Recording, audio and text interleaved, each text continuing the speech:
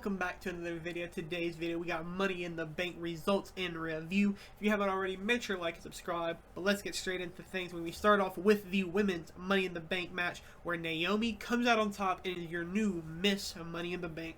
Yeah, this was a fun match. Didn't really meet the expectation I kind of had on it because of all the names involved in the match. However, there was still a lot of fun moments in here. There was a lot of good wrestling here. There was a lot of big pops in there when people would go face to face. It was basically who was going to face Rhea and go face to face with her in the ring and get the arena to pop. So that was very fun seeing Rhea versus Julia, Rhea versus Roxy, Stephanie, Naomi, everyone involved. We seen some teamwork between Julia and Roxanne that kind of helped them but ultimately cost them at the end. But yeah. Yeah, we seen a nasty spot where Roxanne and Julia kind of get Alexa Bliss kind of like on their shoulders, and then they drop her onto a ladder vertically, and she only hits her with her midsection. So I hope she's okay, because that looked really nasty. I think that was one of her last spots in the match as well. Or no, that was kind of early on, so never mind. But yeah, that was a nasty spot. Like you said, we've seen that pretty much Rhea go face to face kind of everybody, but they did get one point where she got buried under the ladders by Julia and Roxanne. I was kind of hoping they would get like a big moment towards the end of the match where Rhea would kind of, knock off all the ladders, and then she would come up and then either win the match. Kind of did expect her to win in a way, or just have like a big moment after getting back up. But overall, I think it was a solid match. I think the right winner won here in Naomi. Obviously, she is somebody who you can say she doesn't necessarily need the Money in the Bank briefcase, but I think it's a good person to have it on. She's going to get used anyway, but it's not another reason to use it as well. Give her more TV time as well. Yeah, there were a couple moments through here where I got baited, where I thought it really was going to be someone else to win. We've seen Roxanne get pretty close. We've seen Stephanie get pretty close. We've seen Rhea and Alexa kind of fight at the very top for the win, but ultimately Naomi did come out on top. Yeah, I agree with everything you said. I guess I don't have an issue with her winning, but I think she just didn't really need it. I think she's already in a really good storyline where it could have progressed into her winning a title either way. I think it could have went on someone else where it doesn't really look like their title trajectory is going good for them, you know what I mean? Yeah. But yeah, I still love Naomi, so I don't have a problem with that at all. Yeah.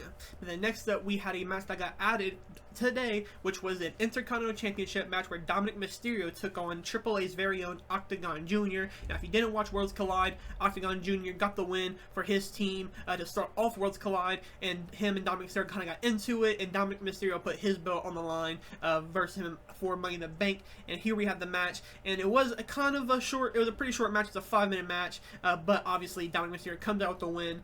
But it is kind of cool to see Octagon Jr. get onto Money WWE actual PLE in a very cool moment. Yeah, this was a pretty good match. Dom had a couple of cool spots in here. Same for Octagon Jr. He really got to show off a lot of his offense for the most part of this match. And it ultimately ended in Liv Morgan helping him get the win. But yeah, nothing much to talk about here, but it was pretty cool. Yeah. And then next up, we had the Women's Intercontinental Championship match where Becky Lynch defeats Lyra Valkyria to become your new Women's Intercontinental Champion.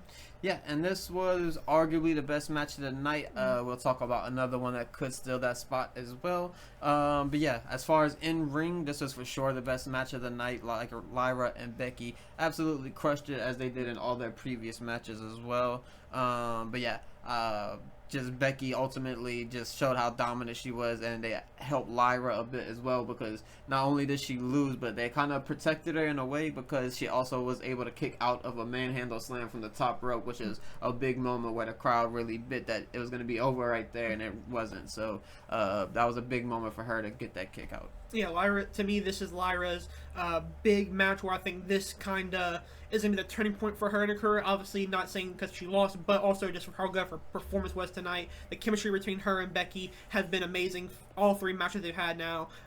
Obviously, it kind of seems like we might not get that 4th match, but I kind of do hope we do get it, maybe in a triple threat match with a Bayley getting added, or at a different pay-per-view for a SummerSlam potentially. But yeah, I think Lyra, if this is the end of the Becky-Lyra feud, I think it did its job perfectly, where Lyra Valkyria went in as somebody who we all wanted her to be good. We all knew she was great, but we're kind of waiting for them to use her a little bit more. And then through Becky Lynch, obviously, they're going to use her a lot, and they did, I think, phenomenally with this. And hopefully this means big things for Lyra for the rest of the year and going forward afterwards as well.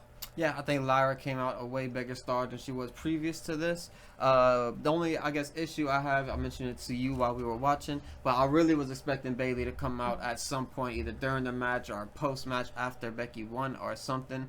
We didn't get that moment, so I'm assuming it'll probably just happen on a Raw, which that kind of sucks, and I really would have preferred it to happen here. But I'm not gonna, put that against this match because it's still great. Now, around this time, we also got the announcement that Nikki Bella will be returning to Monday Night Raw this Monday, so she will be on the show in some capacity. It seems like maybe a match start building toward the Evolution match. Who that could be, maybe a Becky Lynch if they don't choose to do a Becky versus Bayley match, but should be pretty interesting to see Nikki Bella back on her TV, and probably going to be a little bit regularly as well, until to the next upcoming shows. But yeah, next up though, we have the men's Money in the Bank match where Seth freaking Rollins becomes the two-time and is your new Mr. Money in the Bank. Yeah, didn't really want Seth to win. I know a lot of people expected him to win, so it's not really a bad or a good thing for a lot of people maybe. But yeah, I was just really hoping that they kind of hit us with a big surprise. I was hoping, Andrade would get a surprise win or something, or LA Knight even, with somebody who I know a lot of people like. Even Solo Sikoa might have been fun. However, Seth Rollins gets the win. He didn't really need it, but it'll be a fun cash-in when he does end up using it, because I do think he'll probably use it on tomorrow night's Raw. But yeah, this was a really good match. Nonetheless, we got the big Jacob Fatu turn on Solo. We've seen we didn't see JC Mateo. Actually, he did not show up for Solo Sikoa. Well, he did, but after the Braun Breaker and he got speared through the wall. True. But yeah, we've seen JC Mateo, we've seen Braun Breaker, we've seen Bronson Reed, all the Browns come out. Yeah, this was a fun match. A lot of big spots, people going through ladders, people just getting smashed up.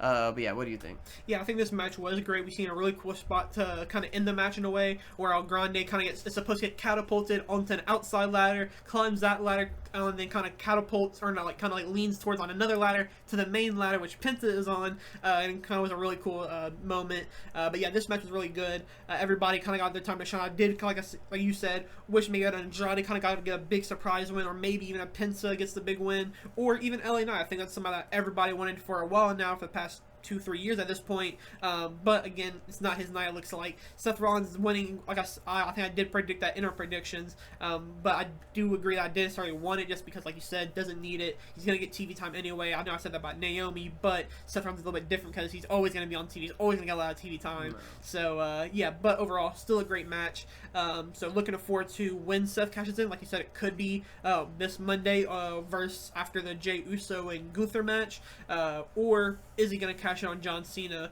sometime down the line as well? Could be an interesting match as well.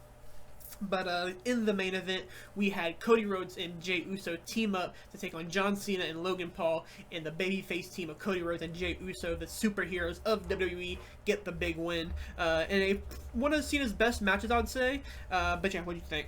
Yeah, I think this for sure is Cena's best match of his retirement tour. This was a pretty good in-ring match. Cody was able to do his thing. Jey Uso looked great. I'm kind of changing my ways on Jey Uso, even though it's changing at the worst moment because he's potentially going to lose it on Monday.